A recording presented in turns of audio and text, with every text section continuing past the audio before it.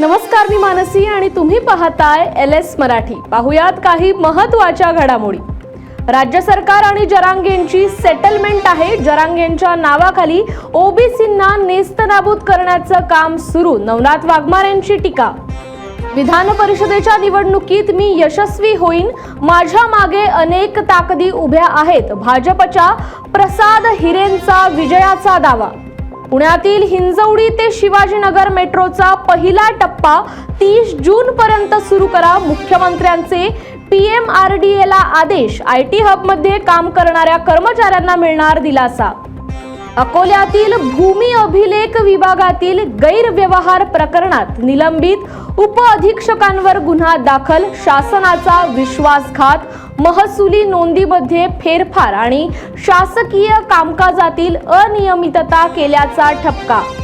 आमनेळी घाट पुन्हा हादरला। युवकाने आजीचा खून करून मृतदेह खोल दरीत फेकल्याची कबुली। प्रतापगड सर्च अँड रेस्क्यू टीमची धाडसी मोहीम। प्रकरणाचा पुढील तपास पोलिसांकडून सुरू।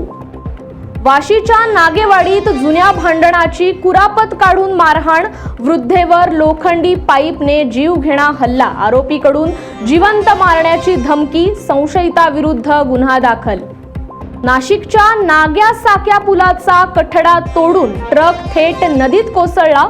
सुदैवाने जीवितहानी नाही, मात्र पूल जीर्ण होत असल्याने डागडुजी गरजेची।